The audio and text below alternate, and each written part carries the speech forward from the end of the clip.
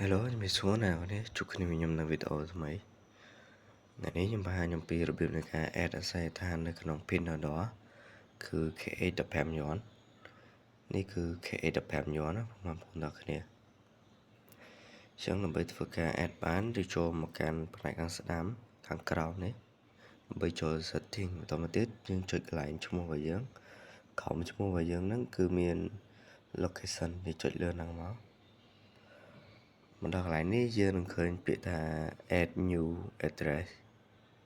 យើងចុច add new address មកកន្លែងនេះគឺយើងបញ្ពេញឈ្មោះរបស់យើងគឺខ្ញុំដាក់ឈ្មោះពេញឧទាហរណ៍ឬខ្ញុំដាក់ឈ្មោះរបស់ខ្ញុំប៉ុណ្នេះចុះអូខេបើសិនជាឈ្មោះរបស់ពុកម៉ែបងប្អូនឈ្មោះអីគេឈ្មោះសីហាអីឬក៏ឈ្មោះអីផ្សេងបងប្អូនគ្នាវាយឈ្មោះរបស់ពុកម៉ែបងប្អូនដល់គ្នាអត់ពេញមកនេះគឺខ្ញុំគាត់ឧទាហរណ៍ទេអញ្ចឹងនៅលេខទូរស័ព្ទនេះយើងដាក់លេខទូរស័ព្ទរបស់ពុកម៉ែបងប្អូនទាំងគ្នាមកគឺបូក855គឺឈ្មោះរបស់គឺលេខប្រទេសរបស់យើងហើយអញ្ចឹងយើងគ្រាន់តែធ្វើការវាយលេខទូរស័ព្ទរបស់យើងមកយើងមិនបាច់ដាក់0ក៏បានដែរជឿថតថាលេខរបស់ខ្ញុំគឺ069 5589 56អញ្ចឹងនេះគឺខ្ញុំខកឧទាហរណ៍ទេ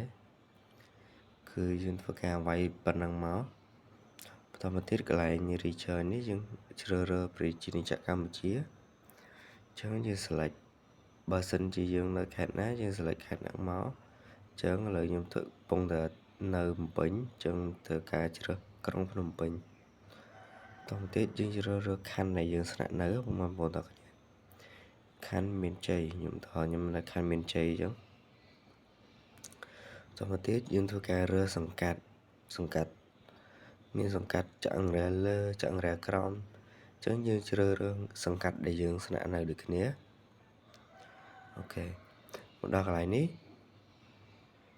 យើងធ្វើការដាក់ទីតាំងដែលនៅចិត្តយើងចឹងមកបងប្អូនគ្នាចឹងយើងធ្វើការវាយមកសង្កាត់ចាក់អង្រែមិញយើងជ្រើសរើសខណ្ឌមានជ័យសង្កាត់បឹងកំពង់ទី1អញ្ចឹងខ្ញុំដាក់ភូមិសង្កសោចឹងទៅ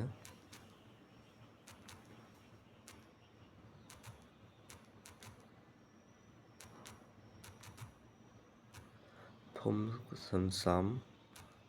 កស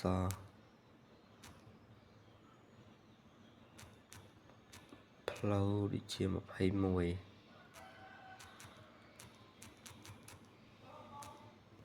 អូខេនឹងបញ្ហាបងប្អូនជួបជាច្រើនទៀតគឺកន្លែង postcode គឺគាត់ដឹងទៅយកទីណាចឹងបងប្អូនទាំងគ្នាឥឡូវដើម្បីធ្វើការយក postcode ហ្នឹងយើងធ្វើការ back មកយើងចូលមកកាន់ Google Chrome តោះទៀតយើងវាយ postcode ភ្នំពេញបើសិនជាពុកម៉ែបងប្អូនទាំងគ្នានៅខេត្តក៏យើងអាចធ្វើការវាយ postcode មកវាចេញមកពុកម៉ែបងប្អូនទាំងគ្នាអញ្ចឹងនេះគឺលេខកូដប្រៃសណីយ៍អញ្ចឹងឥឡូវ add ចាំតិចសិនគឺការខ្វែងមកយើងធ្វើការទៅរកខណ្ឌមានជ័យទៅយើងសង្កាត់បឹងតំពន់ទី1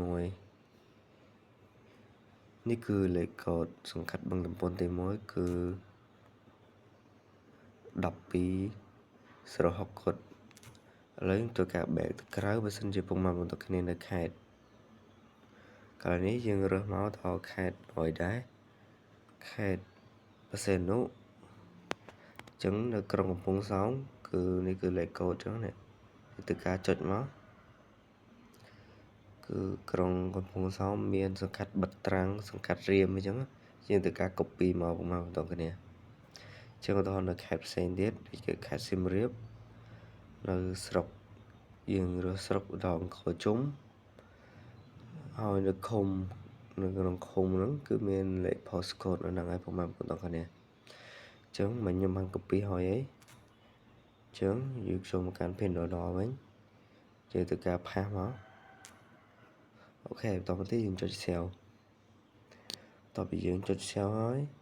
យើងចុច default ដើម្បីឲ្យអាស័យដ្ឋាននឹង ពេលយើងទិញគឺអាស្រ័យថានឹងលោតនៅហ្នឹងហើយ